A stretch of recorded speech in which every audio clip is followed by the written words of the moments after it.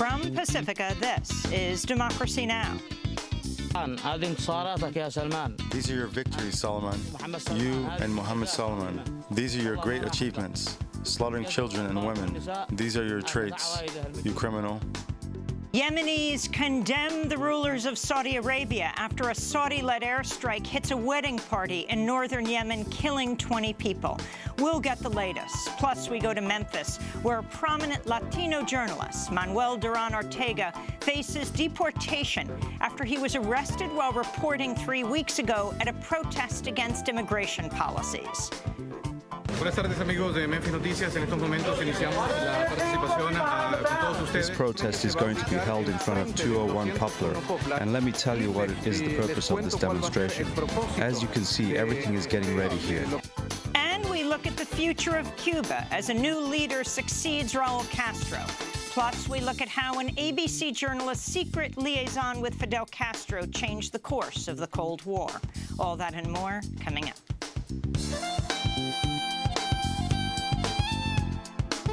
Welcome to Democracy Now!, democracynow.org, The War and Peace Report. I'm Amy Goodman. In Yemen, a U.S.-backed Saudi-led coalition airstrike tore through a wedding party late Sunday, killing at least 20 people. Most of the dead were reportedly women and children who were gathered in one of the wedding party tents.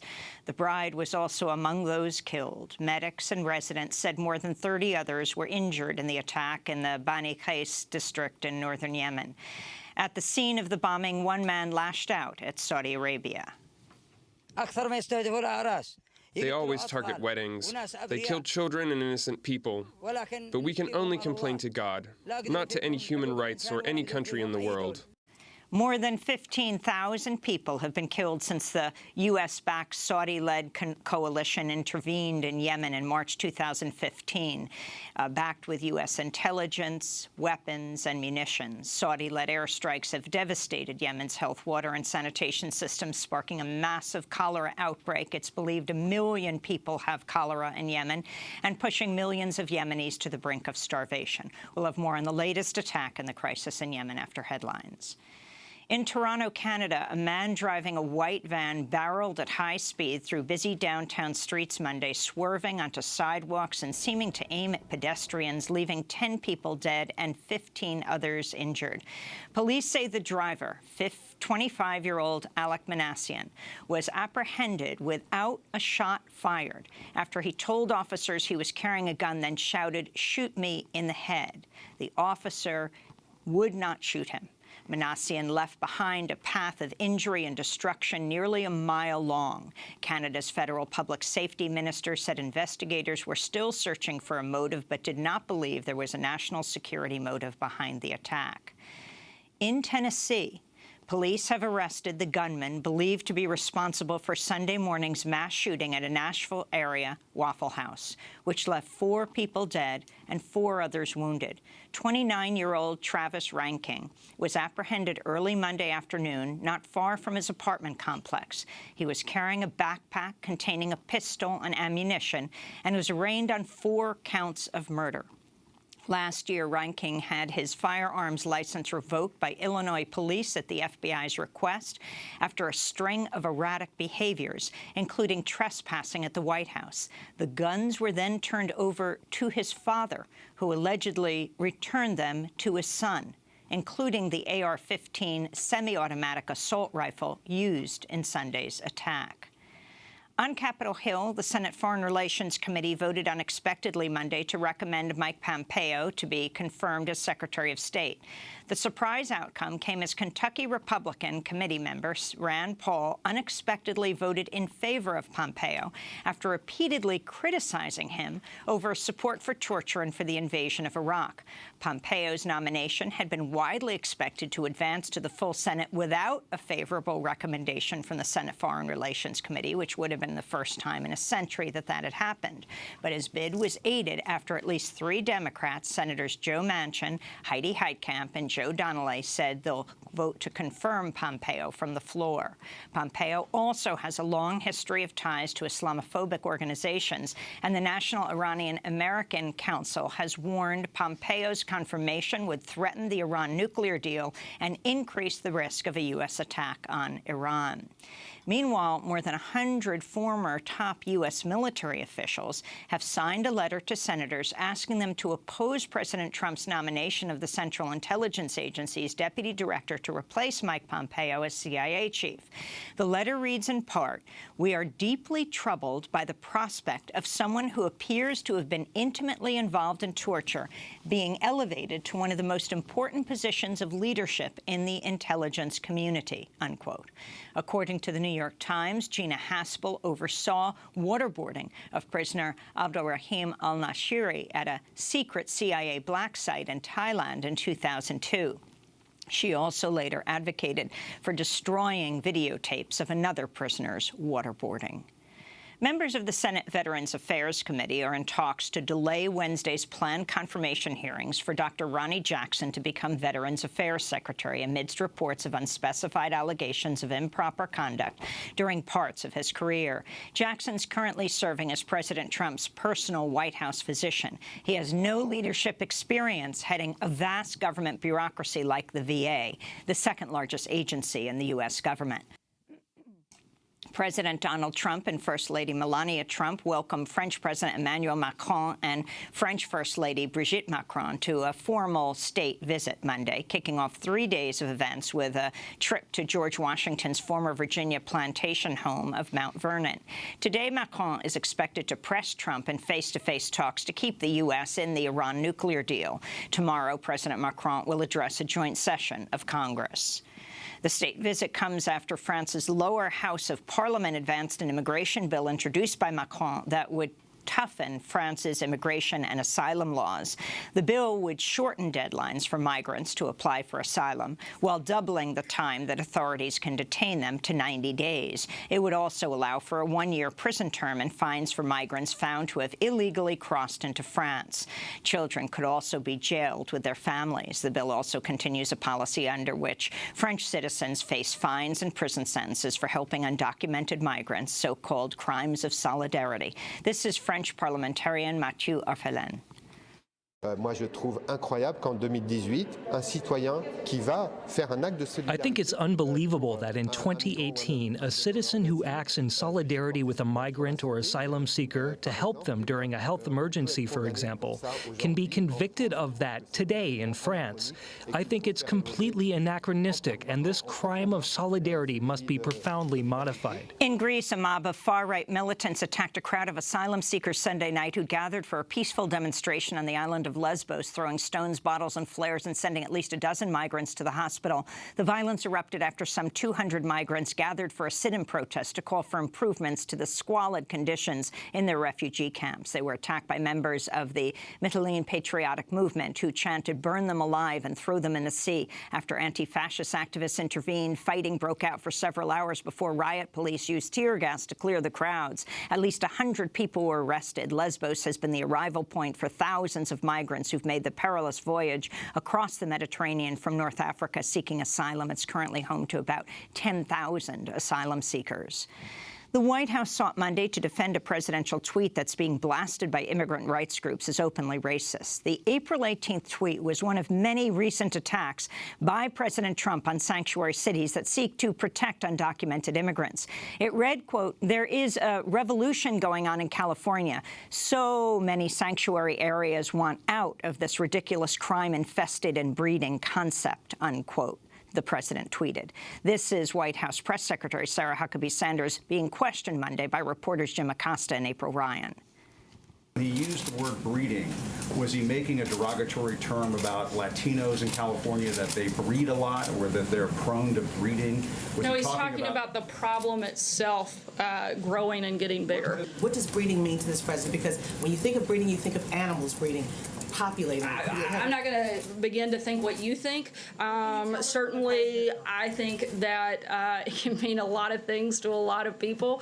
But the president is talking about a growing problem, and I addressed that with Jim. I don't have anything else to add. In Tucson, Arizona, a federal jury has acquitted Border Patrol agent Lonnie Swartz on murder charges nearly 6 years after he shot and killed a 16-year-old Mexican teenager, Jose Antonio Rodriguez, who was unarmed and walking along a sidewalk on the Mexico side of the border in Nogales, Sonora, when Swartz fired on him through the border wall from the U.S. side. An autopsy shows Rodriguez was shot 10 times with 2 bullets in his head and 8 in his back. Swartz was cleared Monday of second-degree murder, while the jury deadlocked on 2 lesser manslaughter charges. Prosecutors said after the trial they're considering whether to bring a new manslaughter trial against Swartz. Following the verdict, scores of protesters marched from the courthouse and blocked busy intersections in downtown Tucson. In Armenia, thousands of people flooded the streets of cities around the country Monday after longtime leader Serge Sarkisian resigned in the face of a popular uprising calling for an end to his rule. The celebrations capped nearly 2 weeks of anti-government protests that Sarkisian's appointment to the newly powerful post of prime minister after he held power as president for the maximum of 2 5-year terms. He came under added pressure to resign after members of Armenia's military in uniform were seen joining recent protests. His resignation came as several opposition leaders were released after their arrests in recent days. And George H.W. Bush has been hospitalized and is in a Houston intensive care unit with sepsis after an infection spread into his bloodstream. A spokesperson for the 93-year-old former president said Bush is responding to treatments and appears to be recovering. Bush's hospitalization came one day after he attended a funeral for his wife, former First Lady Barbara Bush. Saturday's funeral was also attended by other former presidents and First Ladies, George W. and Laura Bush, Bill and Hillary Clinton, and Barack and Michelle Obama. First Lady Melania Trump also joined, but President Trump remained at his golf resort in Mar-a-Lago, where the White House says he watched the funeral on television. That weekend, he posted a tweet storm of something like 24 tweets. And those are some of the headlines. This is Democracy Now!, democracynow.org, The War and Peace Report. I'm Amy Goodman. And I'm Juan Gonzalez. Welcome to all of our listeners and viewers around the country and around the world. At least 20 people died Sunday when a Saudi-led coalition airstrike hit a wedding party in northern Yemen. Most of the dead were reportedly women and children who were gathered in one of the wedding party tents. The bride was among the dead. Medics and residents said more than 46 others, including 30 children, were also injured. Video footage released by the Yemeni TV station Al Jazeera showed a young boy clutching his dead father who was surrounded by rubble. The boy was shouting, "I swear I won't leave him."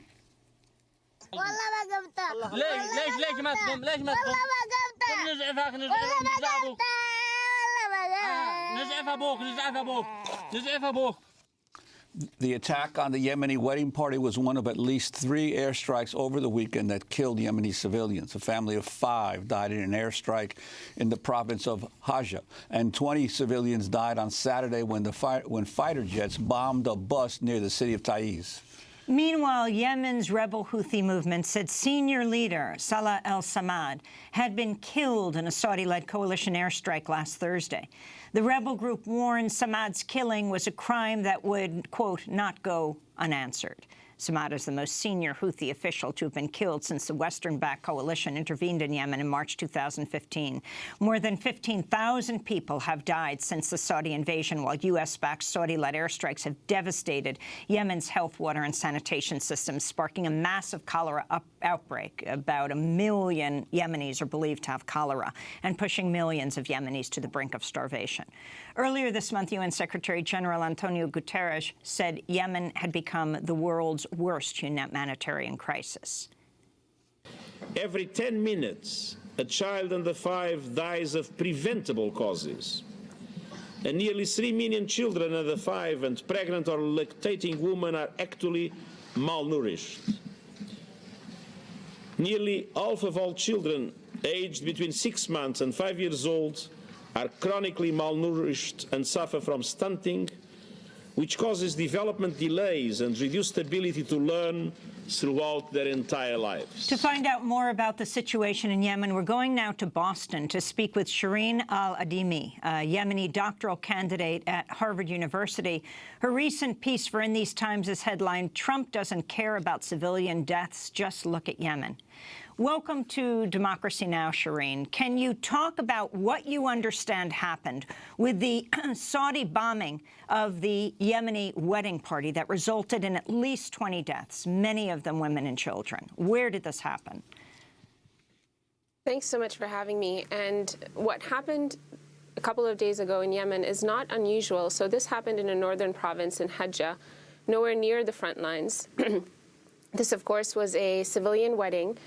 They struck the men's wedding first, the men's wedding party, and then as rescuers were trying to attend to the injured, they went and bombed the women's part of the wedding. So this is a double tap airstrike that is very common in the Saudi-led war on Yemen. 33 were reported to have been killed and several more injured. Tens have been injured, and 30 children are included in this list of people who are injured. This is a wedding. This is supposed to be the happiest day of people's lives, and instead the bride was killed, the groom injured, and so many more guests ended up killed as well.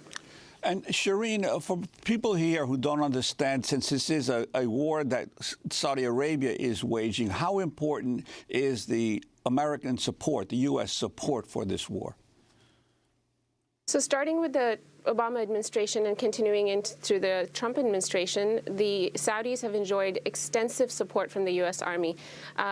Right from day one, March 26, 2015, when Saudi Arabia began bombing, the U.S. was right alongside helping them with targeting, with logistics. They helped maintain and update their vehicles. And most importantly, the U.S. refuels Saudi jets mid-air, jets that we've sold to them, jets that, bombs that we've sold to them, but we also help operate them. So as they're bombing civilian targets in Yemen, the U.S. Army helps refuel those jets mid-air. So U.S. support of the Saudis is extensive, and U.S. claims that we are there to help them with precision targeting, but the fact of the matter is that, civilians have bared the brunt of this war.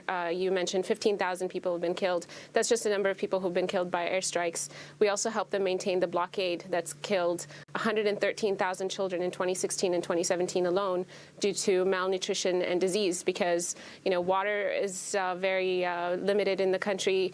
Yemen used to import 90% of its food, and that's now become very difficult for people to afford or to find. And so, many people are on the brink, but many people have already been killed and have lost their lives because they just can't find food and water and medicine for, preventable diseases like cholera. Shireen, can you talk about Mohammed bin Salman, the Crown Prince of Saudi Arabia, who's overseen the Saudi strikes on Yemen?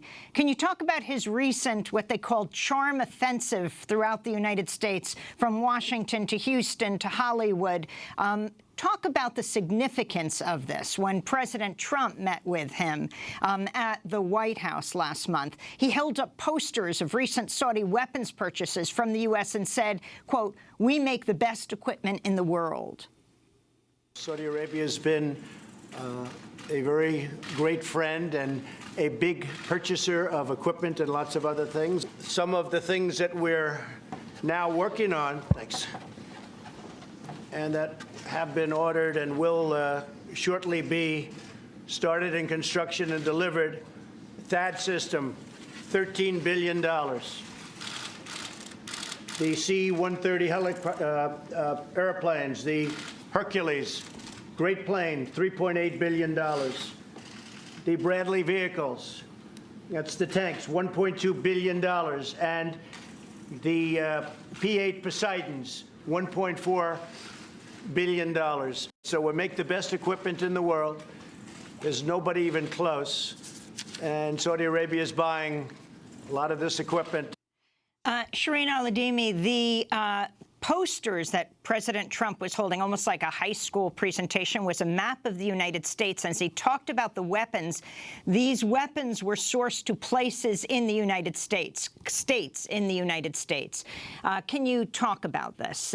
Human rights groups warning about the weapons that the massive arms deal that may make the United States complicit in war crimes committed in the Saudi-led bombing campaign in Yemen.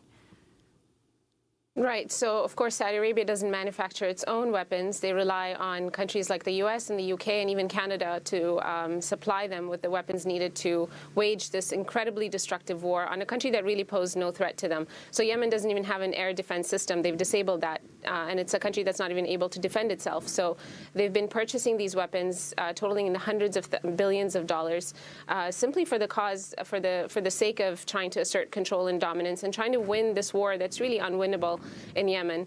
But, you know, Trump was being transparent about why Mohammed bin Salman was in the U.S., and reportedly Mohammed bin Salman was embarrassed by those posters.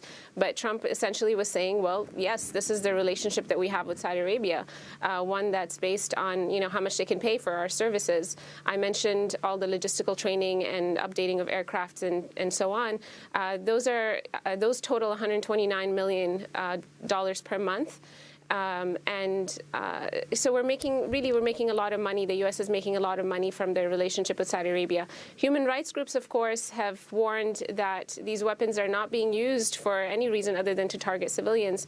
And countries like Germany and the Netherlands have recently stopped selling weapons to the United Arab Emirates and the Saudi Arabians, you know, for this very reason. But here, you know, Prince Charming, he was.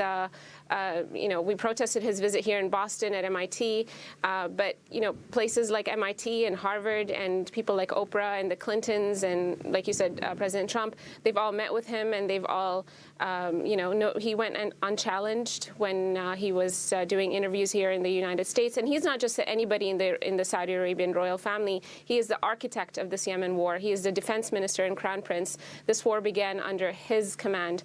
And so this is somebody who's caused you know, extreme suffering in a country. The UN says that the Yemen is the world's worst humanitarian crisis. He has caused this, and we're helping him perpetuate this, yet he was virtually unchallenged while in the United States. And Shireen, what about, obviously the United States continues to justify its support under the continuing war on terrorism, and also the attempts to hold back supposed Iranian influence on terrorist groups. What about the situation with ISIS and Al-Qaeda and other international terrorist groups within Yemen? Could you talk about that as well, and also the Iran issue?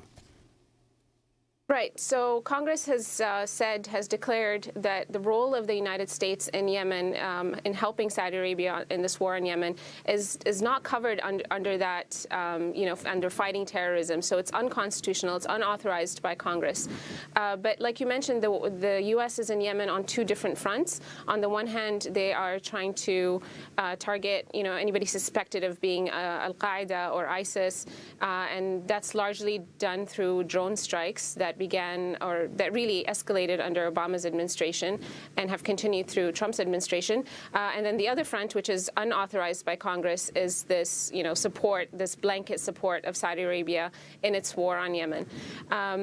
Now, you know, they've mentioned Iran as a cause, as a reason to intervene in Yemen. The facts of the matter is that, you know, there's very little evidence that Iran is interfering in any significant way in Yemen. Like I mentioned, there's a land, air, and sea blockade that Saudi Arabia and the United States impose on Yemen. You know, Doctors Without Borders have trouble bringing their personnel, their medicine, their food, their, you know, their doctors into the country. UN ships have trouble bringing food into the country, but we're somehow led to believe that Iran is able to smuggle missiles or other sorts of weapons to Yemen. So for Yemenis, it's really absurd to think that they're fighting Iran in Yemen. There is no evidence of any Iranian soldiers or any Iranian generals on the ground in Yemen. Of course, the Houthis and Iran have some sort of relationship, but it doesn't. It's very limited, and Iran is not involved in Yemen in the same degree that Saudi Arabia has been claiming. So, you know, Congress has tried to pull the United States out of Yemen, recognizing that it's unauthorized. Bernie Sanders recently introduced a bill in the Senate called SJ Res 54, which was eventually tabled in the Senate. They didn't even vote on it. But that was attempting to extricate the United States out of hostilities in Yemen, and by invoking the War Resolutions Act. And the significance of the Yemen's Houthi movement saying that a senior political figure had died in an attack last Thursday, Salah al-Samad. Who is al-Samad?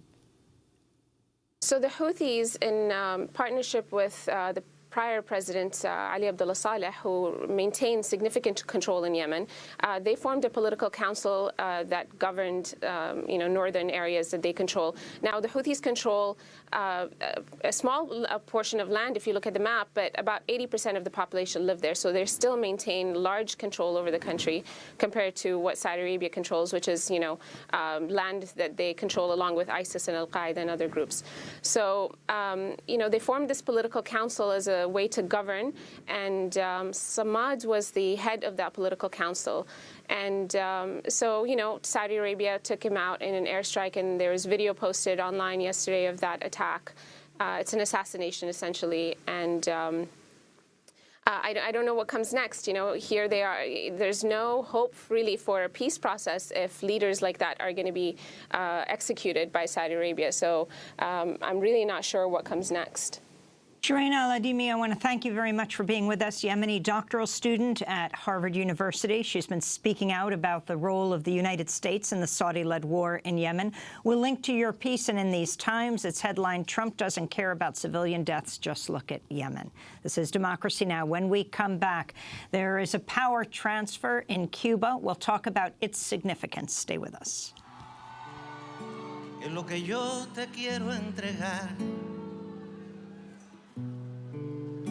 Para que solo tú le retoses, para romperla luego de amar.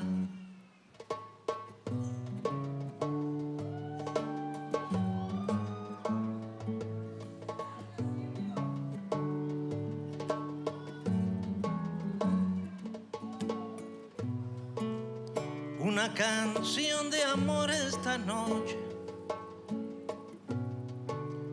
inesperada para mi voz, una canción de amor y de goce, una canción de amor de los dos, una canción chorobiada, una canción chorobodeada. Una Canción, a song by the Cuban legendary musician Silvio Rodriguez, singing live in Central Park's summer stage last year. This is Democracy Now! I'm Amy Goodman with Juan Gonzalez. We turn now to Cuba, where for the first time since its socialist revolution toppled dictator Fulgencio Batista in 1959, a president who does not have the last name Castro has taken power. Miguel Díaz-Canel was sworn in as president last Thursday. He succeeds Raúl Castro, who served 2 consecutive 5-year terms in office. Castro is now 86 years old, and he will remain the head of the Cuban Communist Party.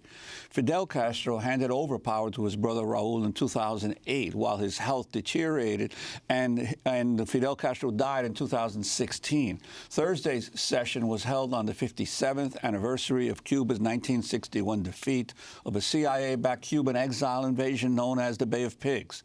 Díaz-Canel began his term with a promise to defend the socialist revolution of Cuba. I accept the responsibility for which I have been elected with the conviction that all Cuban revolutionaries, from the position we occupy, from the work we do, from every job and trench of the socialist motherland, will be faithful to the exemplary legacy,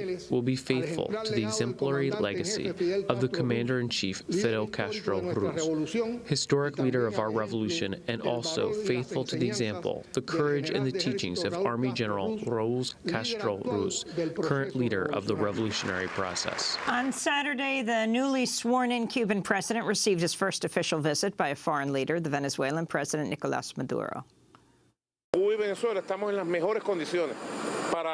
Cuba and Venezuela are in the best condition to unite forces. We've done it before with great results. Every time we took a step forward, the enemies of our motherland said, "You can't." And we always showed that, yes, we can. For more, we go to Washington, D.C., where we're joined by Peter Kornbluh, who directs the Cuba Documentation Project and National Security Archive at George Washington University. He has a new cover story for Politico on reporter Lisa Howard's extensive back-channel diplomacy with Cuba. It's headlined, "My Dearest Fidel," an ABC journalist's secret liaison with Fidel Castro. Kornbluh is also co-author of the book Back-Channel to Cuba, The Hidden History of Negotiations Between Washington and Havana. Peter, welcome back to Democracy Now! First of all, talk about the significance of what has just taken place, the stepping down of Raul Castro as president, and who has replaced him. Well, in many ways, it's a historic moment because there aren't going to be either Fidel or Raul Castro prominently being the face of the Cuban Revolution any longer. And this is, in a sense, the first step towards the post-Castro era. But the truth of the matter is that even though the conventional wisdom in the mainstream media is that the Castro era has ended, Raul Castro is stepping back, but he's really not stepping down from power. As Juan pointed out, he remains head of the Cuban Communist Party. He also remains the highest official in the Cuban military, both very, very powerful positions. Plus, his son, Alejandro Castro, is one of the highest intelligence officials in Cuba and is certainly an important figure to be reckoned with there. And it's important that Raul Castro is still head of the is still Secretary General of the Cuban Communist Party because he really was not able to complete his agenda. And his disciple, Miguel Díaz-Canel, who readily admits to being his disciple, has to continue to push Cuba forward. And he can only do that since he has no legitimacy of his own as a historico, as a historic figure in the Cuban Revolution. He can only do that with the support of Raul Castro. So it is important that Raul is kind of staying in the game, if you will. And Peter, could you set for us who is Miguel Díaz-Canel? Because the reality is that over the decades, there have been many supposed successors that emerged in the Cuban government to the Castro brothers, but they all sort of like fell by the wayside in different periods of time. And could you talk about, give a thumbnail sketch of who Miguel Díaz is?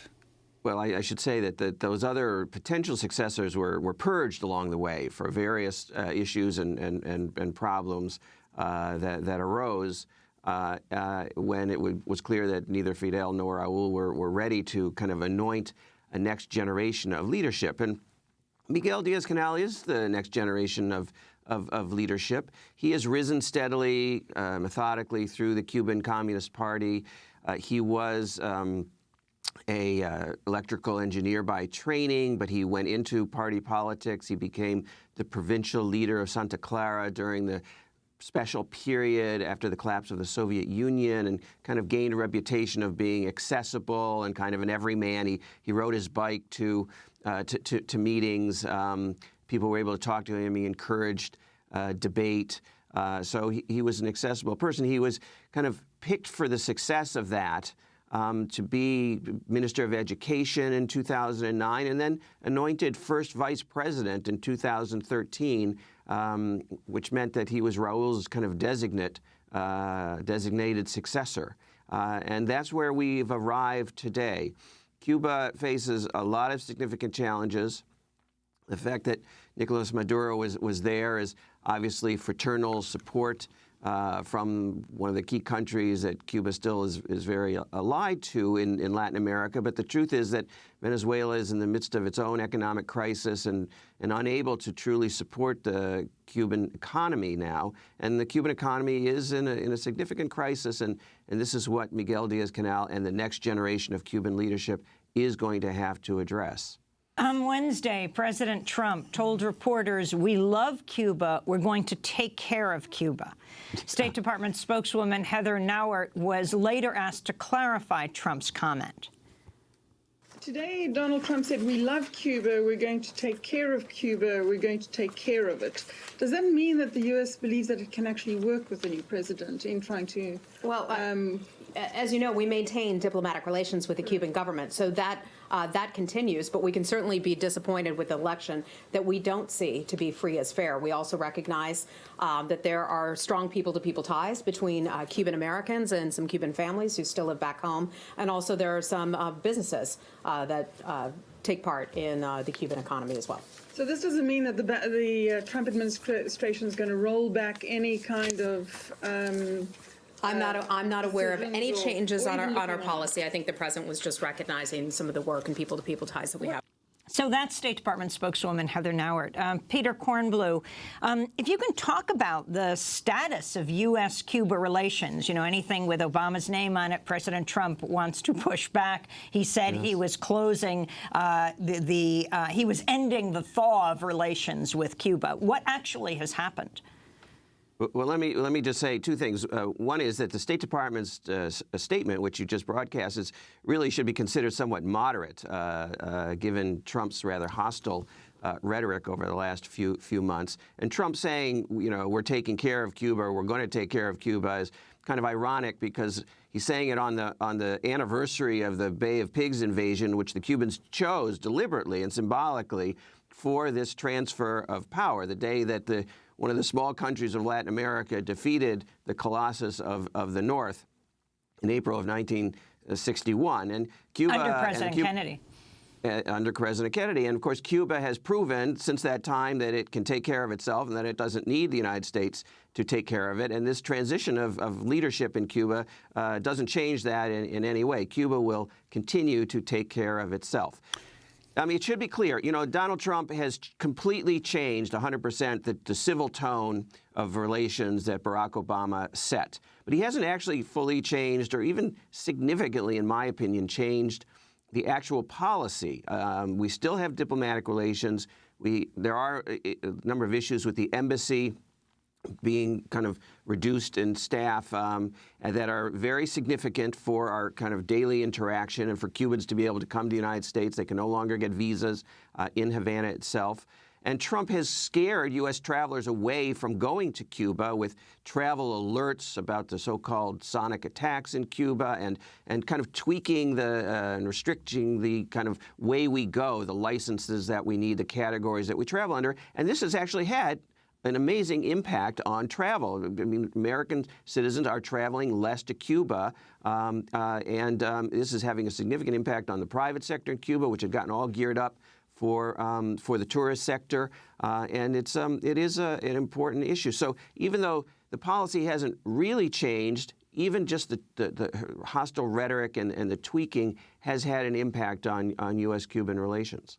Peter, can we switch for a little bit? Can you talk about your new cover story for Politico, My Dearest Fidel, an ABC journalist's secret liaison with Fidel Castro, this amazing story of this former anchor on ABC News, Lisa Howard, and her relationship to Castro?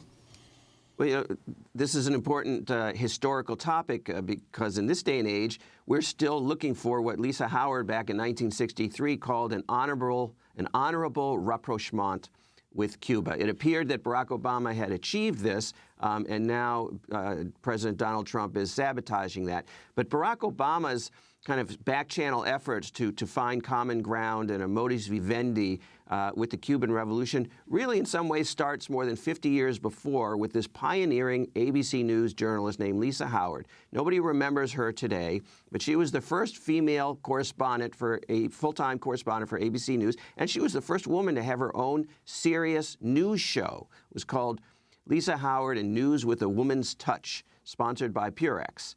And it was geared, as ABC put it, for women by a woman. But she was a really tenacious reporter, and she set her sights on getting an interview with Fidel Castro, and she finally scored one in the spring of 1963. And, you know, this was very important. In that day and age, Fidel was just dismissed as the devil incarnate, a communist in the Caribbean.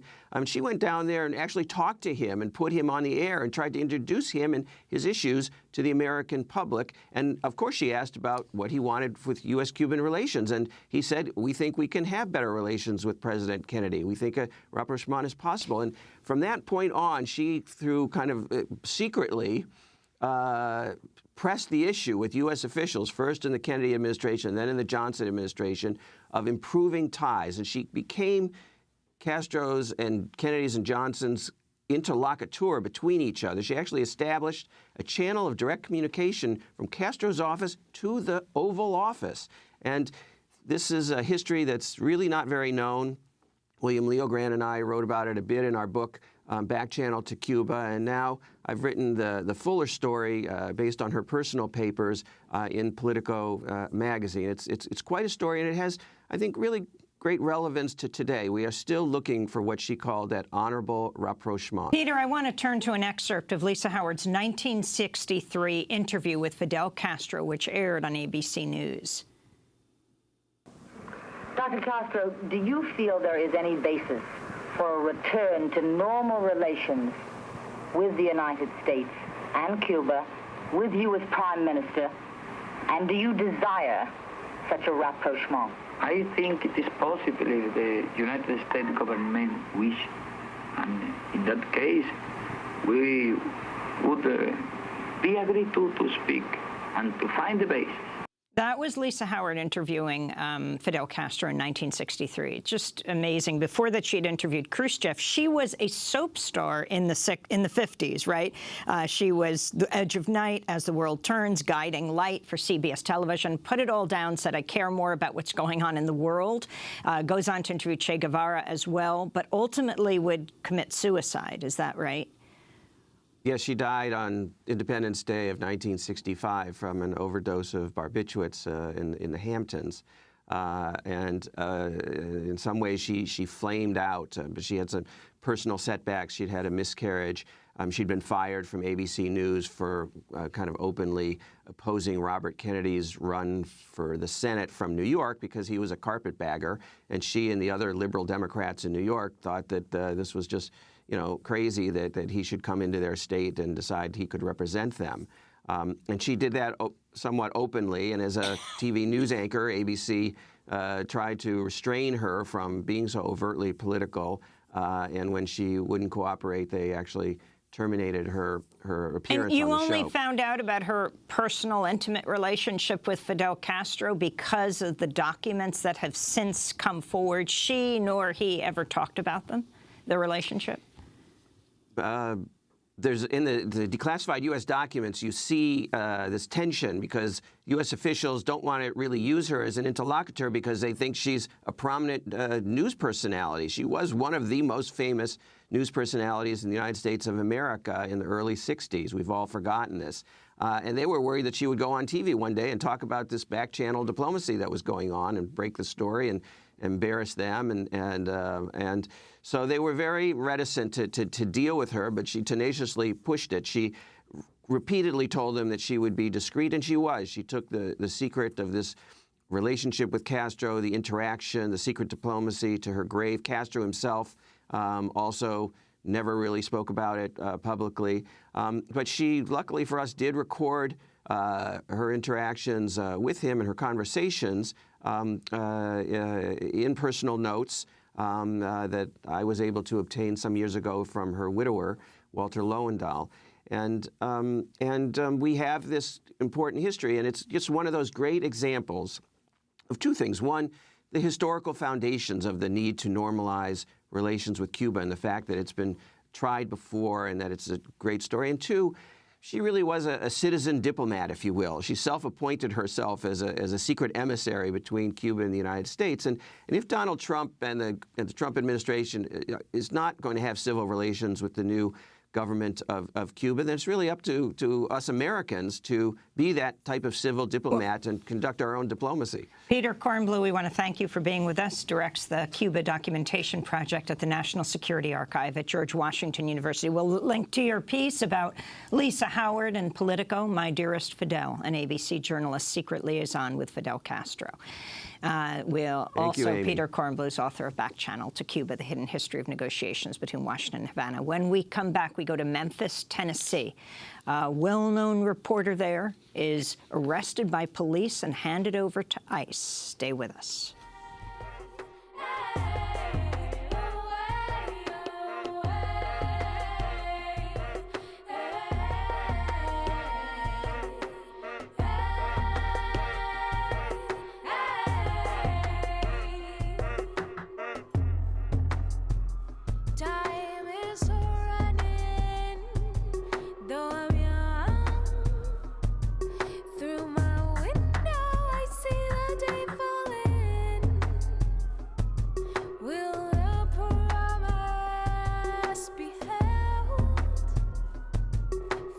TV here on Democracy Now! I'm Amy Goodman with Juan Gonzalez.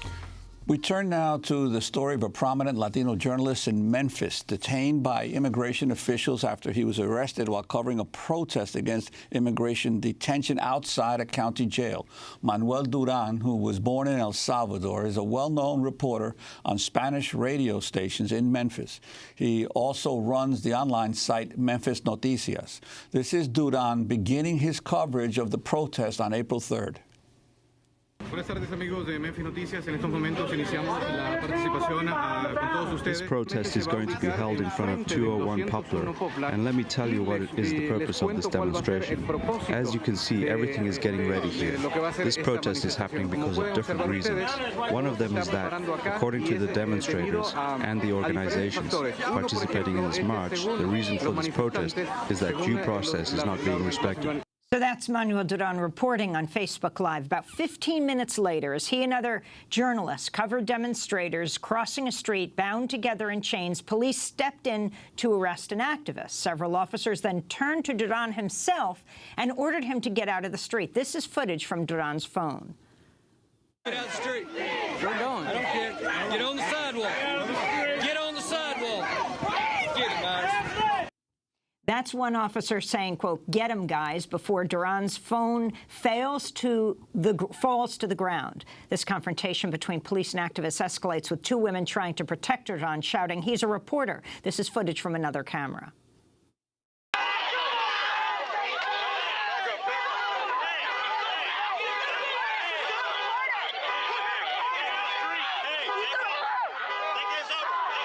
Duran was arrested and held in Shelby County Jail. On April 5th, the state dropped criminal charges against him, but he was then detained by Immigration and Customs Enforcement agents.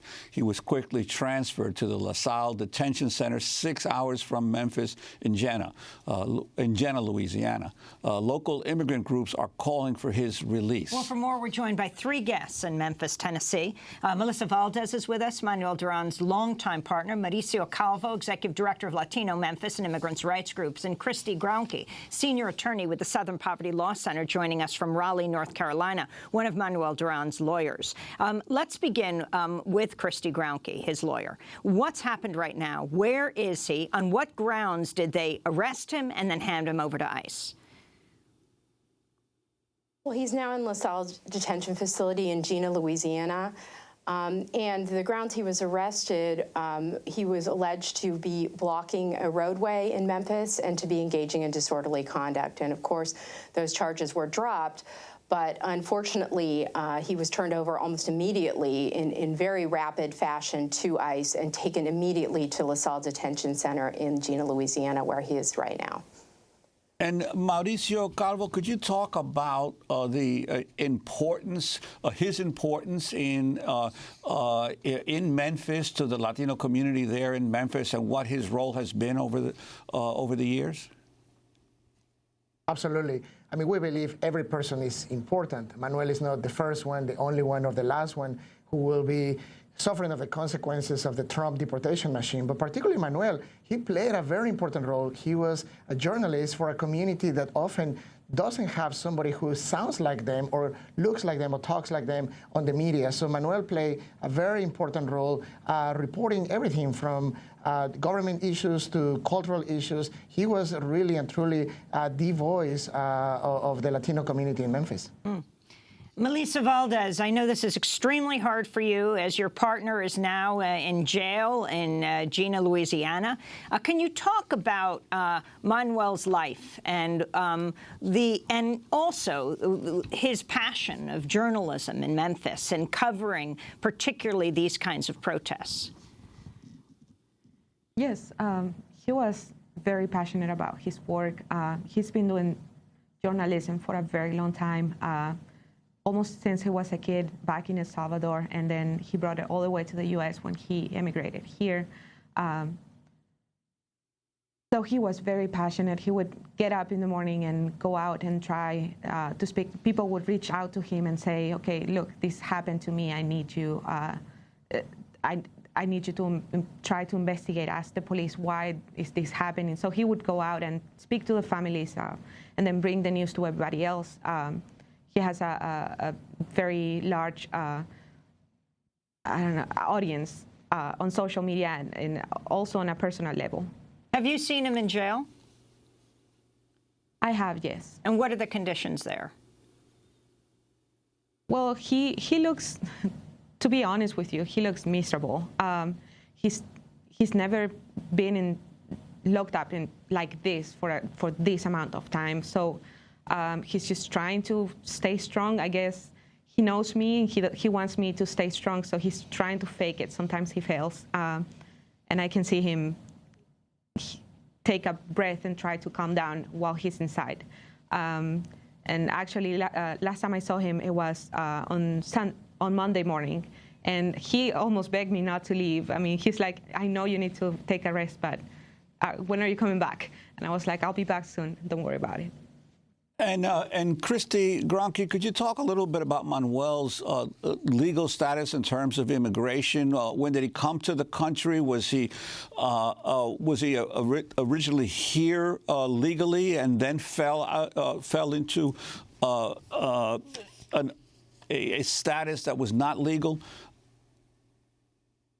So he came to the country in 2006, and shortly after arriving was presented with papers by immigration authorities alleging that he was not in the country lawfully. He was then subsequently removed, what we call in absentia, which means that there was an immigration hearing held. He did not attend. He did not get proper notice of that hearing, and so that in the absence of him actually being able to present arguments as to why he might be entitled to immigration relief, he was summarily ordered deported, and that order has been on the books since 2007. So what we're trying to do right now is reopen that case, and Manuel's story is incredibly important on an individual level, but it also highlights some serious problems with due process in our immigration system. An extraordinarily high percentage of immigration orders are these in absentia orders, which are entered summarily. If an immigrant fails to show up at simply one hearing to present their arguments, they can be ordered removed in absentia, and that's what happened to him. So we're trying to reopen that and hopefully have an opportunity to present arguments that he faces danger were he to be removed to El Salvador. As a journalist, he would face great danger, particularly practicing the type of journalism that he practices. And your petition lays out certain First Amendment protections for him as well because of his journalism here? That's right. So we're proceeding on two legal tracks. One is trying to reopen his immigration case and get him the fair hearing that he never got in front of an immigration judge, and an opportunity, a chance to present his arguments as to why he's entitled to immigration relief. The other petition that we filed is with federal court in the Western District of Louisiana, which is the area that Gina, the LaSalle detention facility, is located. And we're contending that his continued detention violates the First Amendment and the Fourth, Fifth, and 14th Amendments to the United States Constitution, because his arrest was clearly without probable cause and without a warrant, and it was also retaliatory. This is a man who was very prominent in the press, in the local community, speaking out against the Memphis Police Department and ICE, and particularly the collaboration between the two. So it's notable that he was the only journalist arrested at that protest. He was arrested when he was trying to comply with police orders.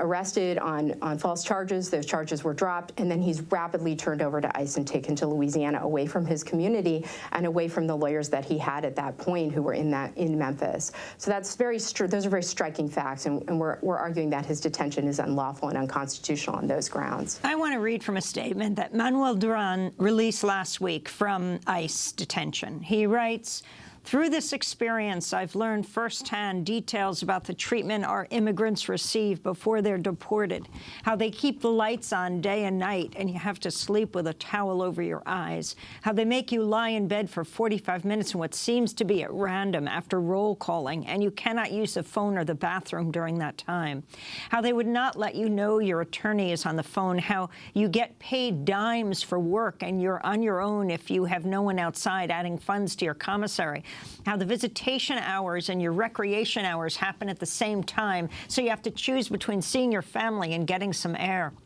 how the phones in the visitation room do not work and you have to scream through the soundproof windows."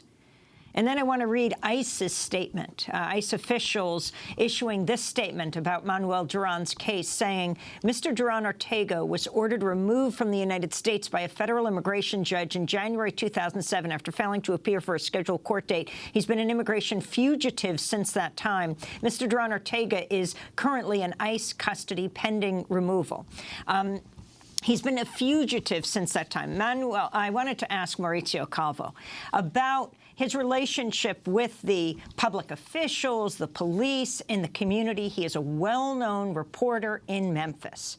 Hardly a fugitive, hardly hidden away.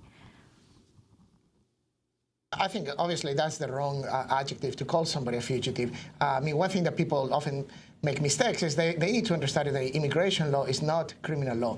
I mean, if Manuel had been a fugitive, he had been at the office of many officials, and he had been arrested before. I mean, this is absolutely false. Obviously, this was politically motivated. As soon as immigration saw the opportunity to go after him, they are going after him, and they want to make a case. And we're going to make a case that we're not going to let ICE or anybody else just walk over our constitutional rights of people.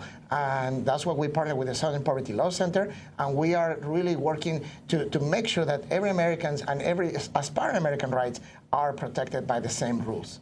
And Melissa, I wanted to ask you, in your private discussions and talks with Manuel, did you ever discuss the issue of the more public he was, given the fact that he had a deportation order, that he might be picked up, and because obviously he felt that it was more important to report the news than to worry about his personal safety?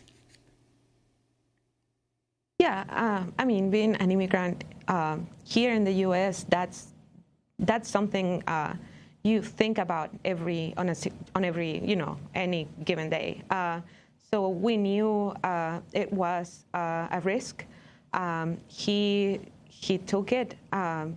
He loved his work more, and so. But yeah, I mean, it's definitely on our minds at all times that the deportation is a possibility, and it's not just him, it's everybody I know. I know a lot of people who are in the same situation, so it was on our mind. Mauricio, what is the relationship between the Latino immigrant community in Memphis and the police? For the most part, Memphis is a very welcoming community, and the police, even though this was clearly a mistake, for the most part, they have tried to make ties with the community. In fact, Manuel has been in conversations with the police director and with other officials on how to stretch those relationships. I mean, my concern here is, local municipalities and states cannot fix the immigration problem by themselves, but they can certainly make it worse. And this is a perfect example of how they can make it worse. It was an unfortunate chain of events, and everything starts from a state law that mandates that the sheriff will hold people for ICE. And again, this is one of those issues that makes no sense. This jurisdiction, crossing over jurisdictions, why is a local sheriff having to enforce immigration law? For some viewers or for some listeners may say, well, because that's the law. And absolutely it's not. I mean, you would not think that a police officer will pull you over and ask you a question about your tax return, because the IRS law is enforced by the IRS, not by your local police department. Why? Because local police departments need and want to have a strong relationship with all their citizens. First, because they have the duty to protect them, but also because if they ever become victims, they want to have the freedom and the certainty that they can report a crime without fear of deportation or a relationship with ICE. So, for the most part, Memphis has been a very welcoming community. Again, this is an example of something that slipped through the cracks, and that we all are going to have to be working to rebuild that trust between law enforcement and the local community. We want to thank you all for being with us. Mauricio Calvo, Executive Director of Latino Memphis, Melissa Valdez, Manuel Duran's partner, and Christy Grounke, lawyer representing Manuel Duran, Senior Attorney at the Southern Poverty Law Center. That does it for our show. Democracy Now! Accepting applications for a paid year-long social media fellowship. Also, I'll be speaking today in Teaneck, New Jersey at noon at the Puffin Cultural Forum. And Juan will be speaking Friday night at Columbia University. I'm Amy Goodman with Juan Gonzalez. Thanks for joining us.